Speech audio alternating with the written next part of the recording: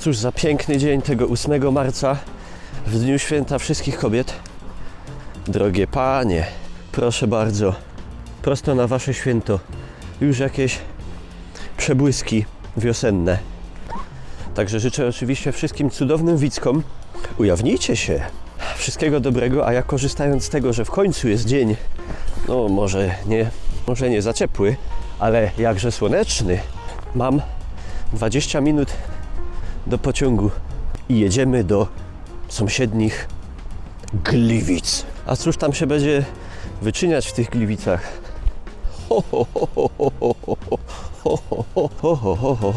Zobaczycie. O, proszę, jak tu pięknie chłopcy robią na Bahnhofie. O, tu już tak. O kurde, się zmachałem. Zaczyna to nabierać ludzkiego wyglądu. Może jeszcze dożyję odjazdu stąd gdzieś dalej, jak do Gliwic. Dobrze, stoi już moja limuzyna, czyli jedyny pociąg, jaki nadal odchodzi z Bytomskiego dworca. A tutaj fajne info dla Mikoli i fanów kolei oraz architektury kolejowej. Ta zabytkowa nastawnia, która miała być zbulona, jednak będzie odnowiona. Ma być jakoś fajnie podświetlona w nocy i w ogóle. Mój dziadek 2 lata tam robił w charakterze jakiegoś tam pomocnika, dróżnika. Mam nadzieję, nie spowodował żadnej katastrofy.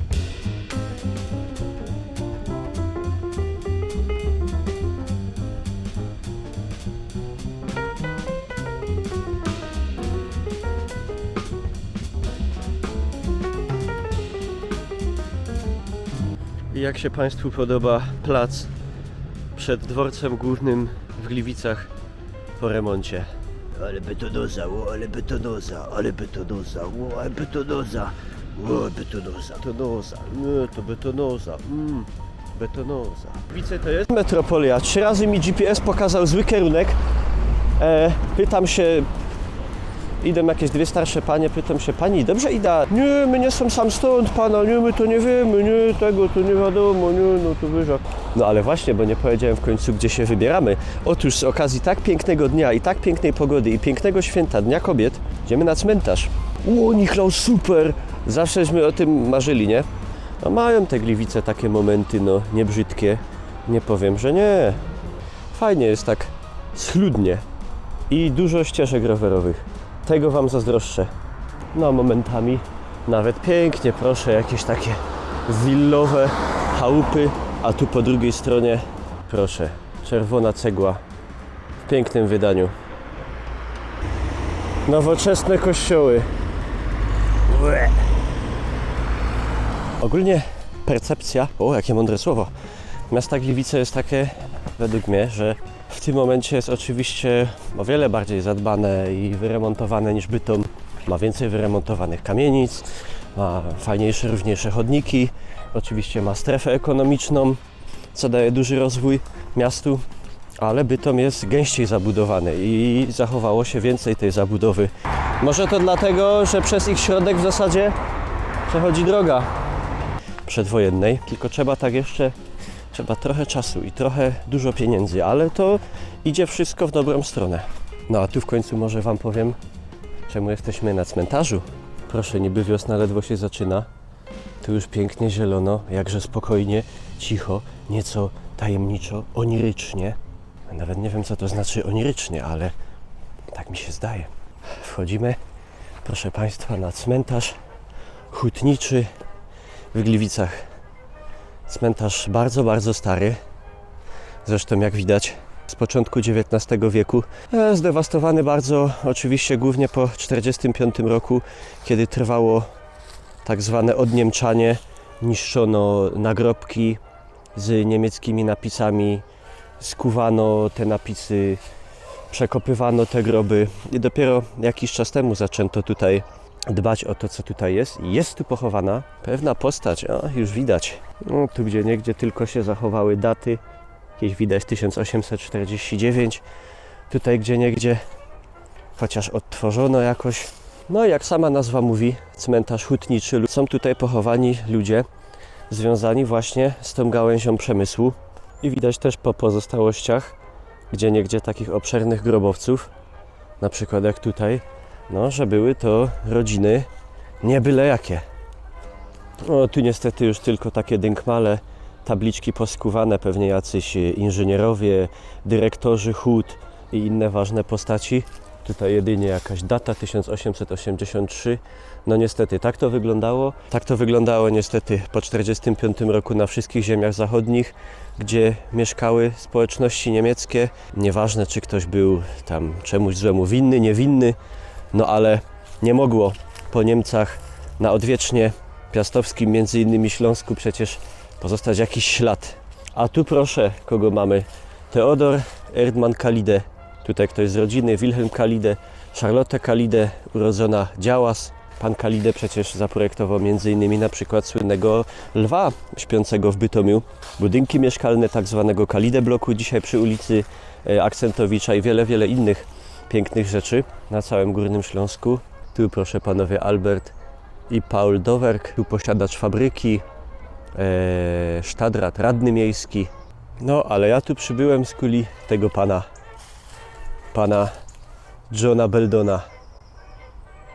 Wiecie, pan John Beldon to był bardzo fajny hop. To był Szkot. Chociaż na Wikipedii podana jako jego narodowość jest szkocka, ale jego rodzina pochodziła od wieków z Yorkshire, czyli raczej z Anglii. Nie ma podane, kiedy się przekludzili do tej Szkocji, także to jest wszystko takie nieoczywiste. Trochę jak u nas na Śląsku. Można powiedzieć, że był Szkotem angielskiego pochodzenia.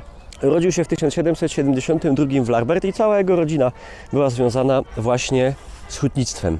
No i w wieku 17 lat pan Beldon poznaje się z Wilhelmem von Reydenem, który w tym czasie jest dyrektorem Wyższego Urzędu Górniczego we Wrocławiu, a potem zajmuje się, ogólnie w skrócie powiedzmy, uprzemysłowieniem Górnego Śląska. No i 1793 John ze Szkocji decyduje: jadę na Górny Śląsk, pojadę, fajnie. Szkocję znam, a tam jeszcze nie byłem. No i gość ma 21 lat, czyli dzisiaj jadłby Cheetosy, grał w koda i wrzucał TikToki, a wtedy zostaje doradcą technicznym przy budowie Królewskiej Odlewni Żelaza w Gliwicach. Takie to byli czasy. Tacy to byli ludzie. Lepsi trochę, jak my. No i on tam projektuje wielki piec, który następnie zostaje wybudowany. I oczywiście nie zdziwię Was, jak powiem, że był to najnowocześniejszy piec hutniczy w Europie.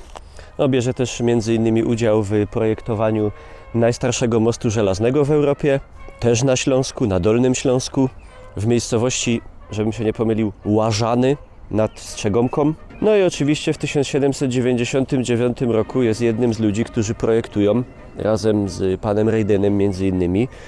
hutę królewską na terytorium dzisiejszego Chorzowa i otwarta w 1802 roku. Jest oczywiście bez zaskoczenia, jak to na Śląsku, najnowocześniejszą hutą w całej Europie. Potem tam jeszcze sobie w wolnym czasie na przykład projektuje kanał Kłodnicki w Gliwicach.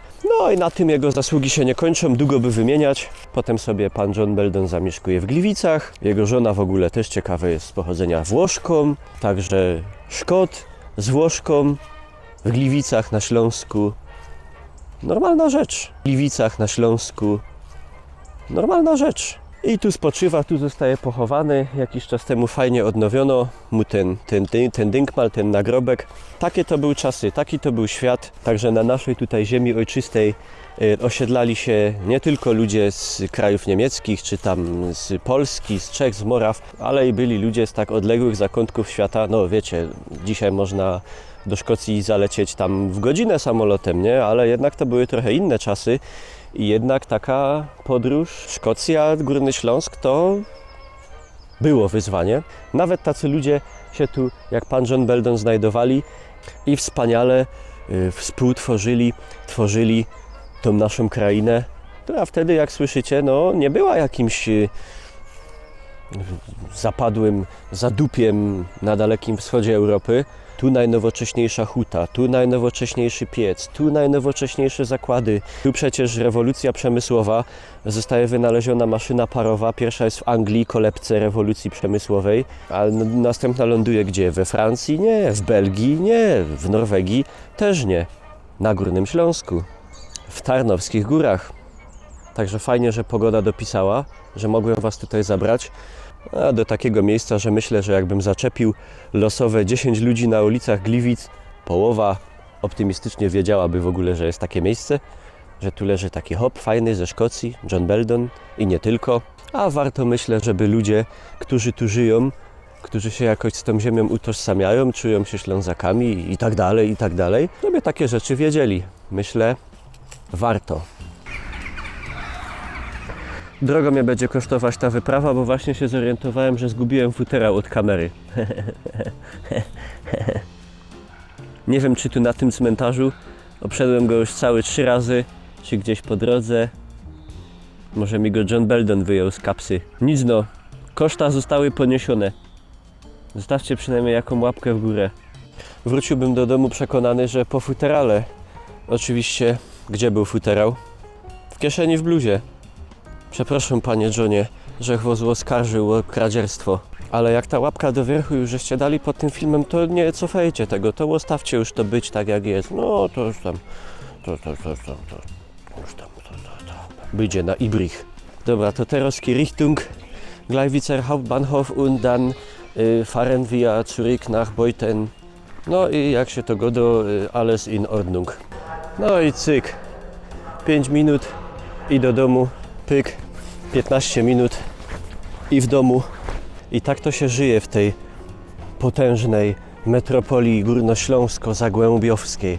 Wiem, że są jakieś takie dalej jakby plany integrowania tych naszych miast i korzystania z tego, że mamy tutaj taki najbardziej zurbanizowany rejon w całej Polsce i miasto na mieście dosłownie, miasto przy mieście obok miasta. I tak mam nadzieję, że będzie to do tego dążyło, że właśnie fajnie z każdego jednego miasta do drugiego będzie można sobie pyk wsiąść w koleje śląskie, dojechać za moment, że fajnie będzie można komfortowo wszędzie dojechać tramwajem, autobusem, rowerem metropolitarnym, który już odpalił tu między innymi w Gliwicach, w Katowicach już też jest, do lipca chyba ma być w Bytomiu, no tylko że u nas to niestety właśnie jest problem z brakiem dróg rowerowych. Myślę, że po leku i to będzie dobrze, będzie dobrze.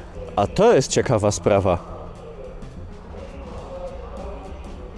Kareta po Jaśnie Pana zajechała.